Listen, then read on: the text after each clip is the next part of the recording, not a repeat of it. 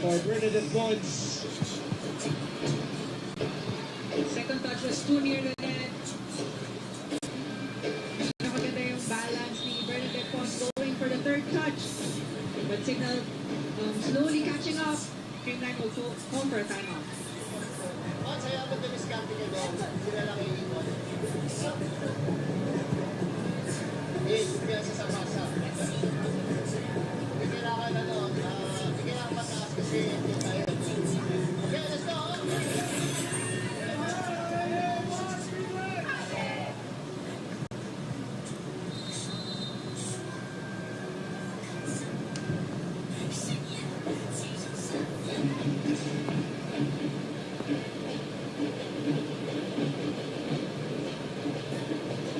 UAP Season 88 Volleyball is in full swing. Watch the games every Wednesday, Saturday, and Sunday on the Pilipinas Live app. Also available on the UAP Varsity channel and One Sports because legends start here. A lot of the players playing right now started in the UAAP. Once that hits the antenna. This is something that Streamline wouldn't want, giving 3 points to Signal. They had a very good start in set number 3 and now because of this unforced errors, 3 points na lang yung lamang nila.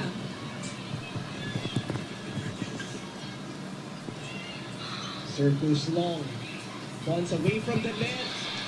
At ginawan pa rin ang paraan. Bumawi siya after her error. It was a tough set from Coach Carlos as well, but a good timing and good contact point there for Bernadette Bonds. Ano mga beach volleyball moves ni MB Pons? Yung mga two-step approach lang because usually for open hitters, three or four steps. Dori Aquino, that is put up. Chance here. Kayuna, Gandler. And from the right minutes.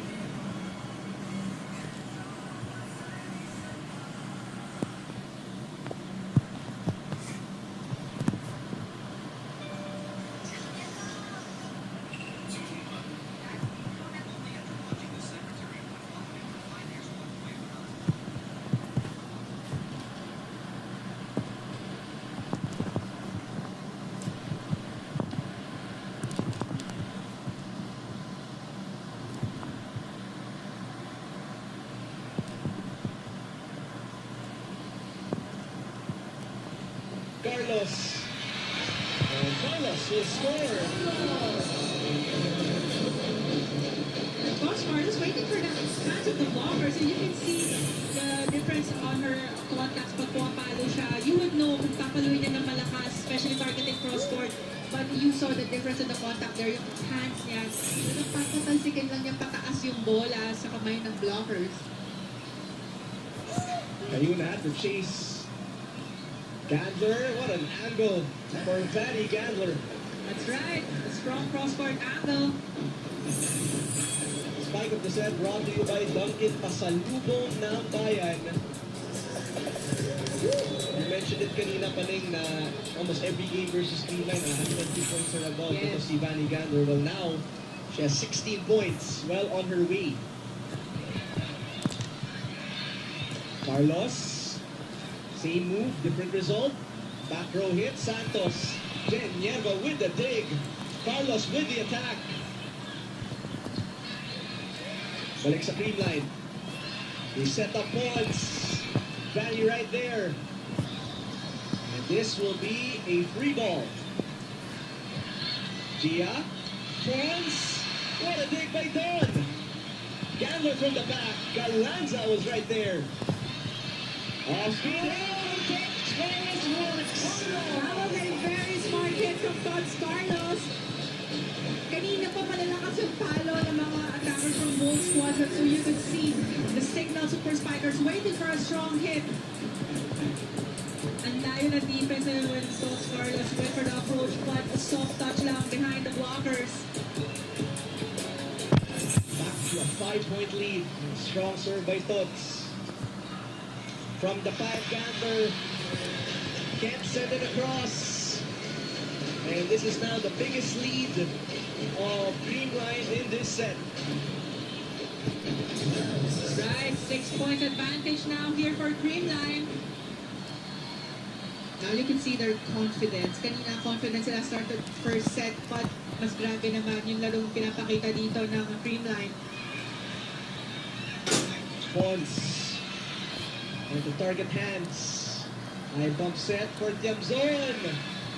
Off angle. On that cross for Tiamzon, only scoring her second point though. Mataas yung set, malayo sa blockers, but talking about the blockers of Creamline, ang layo din ang abang nila sa right hitting arm ni Tiamzon. That's why there was a huge space there in the cross court for her. Combination play. IQ for Pons. And a 6-point Creamline lead. Now you could see the attackers of Creamline variating their hits. Hindi lang puro lakas, even drop balls working well for their squad, confusing the defense of Signals. Creamline smooth sailing here so far in set number 3. Kayuna bumps it. Tiamzon. Sounds inside. Much needed point again for Signal. That was a quick side out for their squad.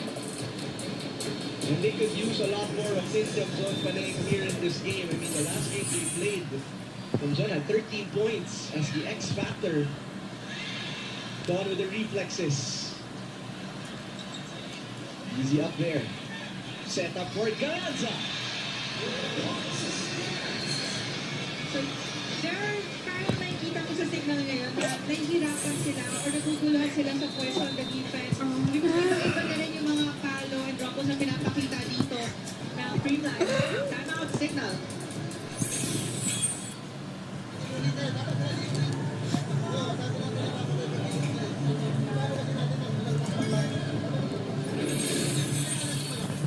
Kailangan maging magaling sa pagkuha natin.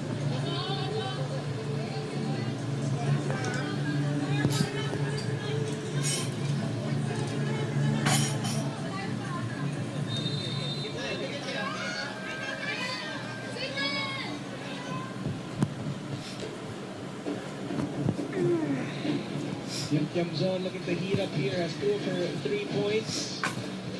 Vanny Gandler consistent in every set. We've seen her play today. Once again, this is game number 1 in a best of 3 series. Creamline looking good. Once again, after not getting a title in 2025, this is the redemption year. As for Signal, looking for their first PBL championship. Cayuna does not connect with Pangilinan. Cayuna really having a hard time connecting, not just with Pangilinan, but also for the rest of her middle attackers. So that's something also that's missing on the side of Signal. They were unable to activate their middle attackers, so it was mostly their open hitters and opposite hitter. Kaya nababantay na rin ng blockers yan ng cream line. Giselle C is back in. Galileo now serving. C will set. Jamzon getting more touches. Gia to Panaga. Just touched by Pangilinan. Back row Gander with a push. Set up once again for Gemma. And reflexes there by PDL. On we go. Jamzon na naman. Gia will set. Carlos from the back. Denied. The chase. Hustle by Gia de Leon.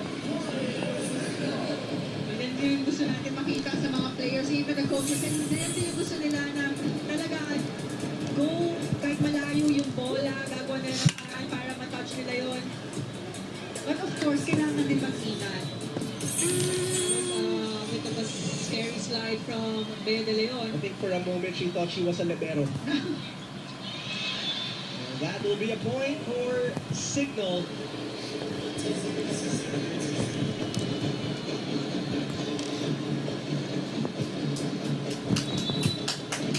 Serving 15. What Signal is looking for right now is a big run.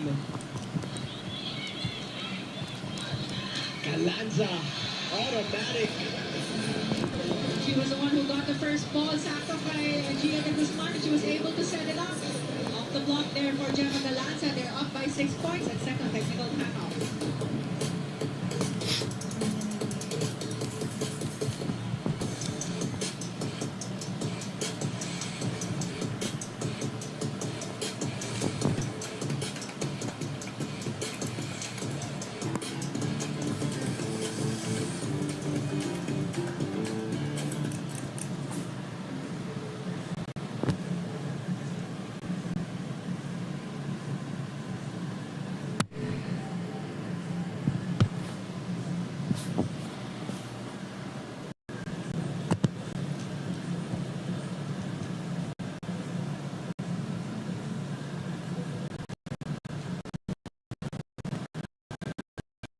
Watch the first professional All-Stars in the 2020 We're back here. Finals, a place Gia loves to perform. Has done these two players absolute legends. See in a nice game. Erika Santos cross court. Piñata will play second together for Carlos. Gander. And that will hurt for Signal. Should be an easy chance ball. But usually kaya namin miscalculate yung mga ganyan ng overset because they were looking for the setter. As much as possible, the target will be the setter. But yun nga lang, too soft touch there for Gander. Gia now full front line. Santos. Pons puts it up. And Galanza. It is good for Gemma once again. 16 big points for the 2024 All-Filipino Conference Finals MVP. Grabe din yung set na yun ni Gia de Guzman. Actually, feeling ko si Pax medyo naguluhan din siya dun when Gia went for the jump set because she didn't know if she was going for the 1-2 play, talking about Pax Panaga, kasi at dikit na sa net nung defense.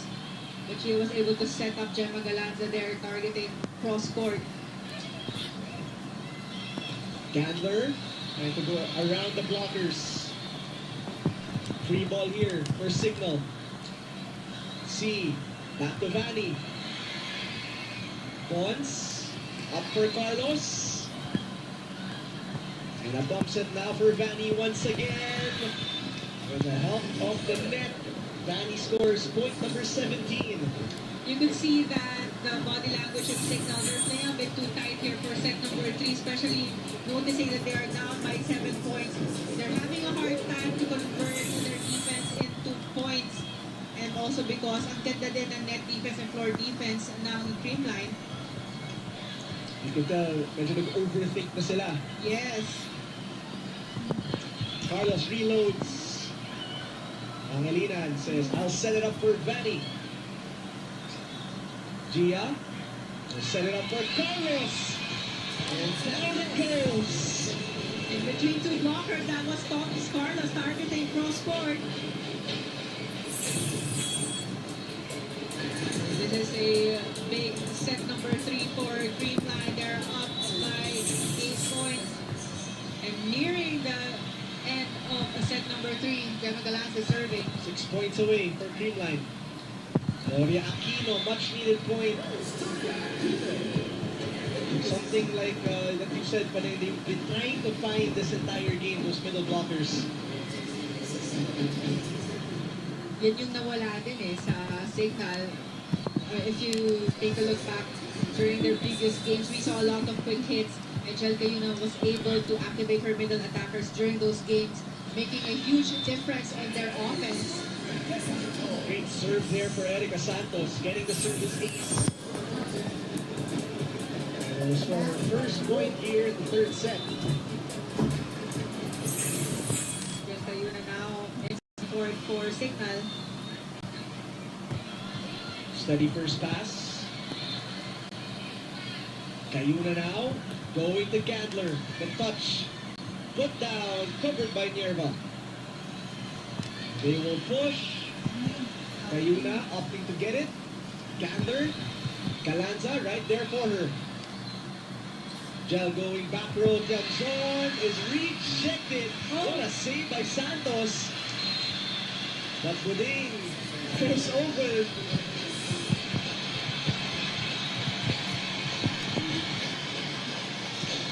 And even the Dreamline fans are cheering for Buding Durante. Because she tried to chase that third ball. Talagang ginawa niya ng paraan to the other side of the court. But sobra naman lumagpas siya doon. But I like seeing the smiles of the Super Spikers. You know, Buding hasn't been in the court for 2 minutes. And her presence is already felt. Yes. Let's see if she could be a spark plug here para sa Signal. Calanza. Carlos going right pin. Pawns. Are you not entertained?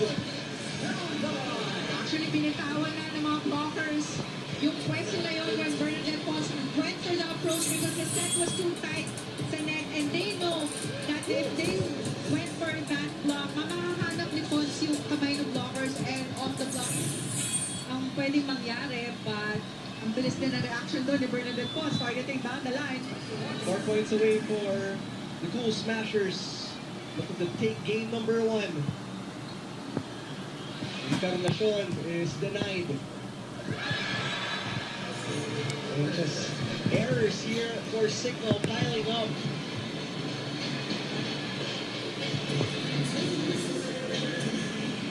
This is a good third set for Dreamline. 3 points na lang to close this match.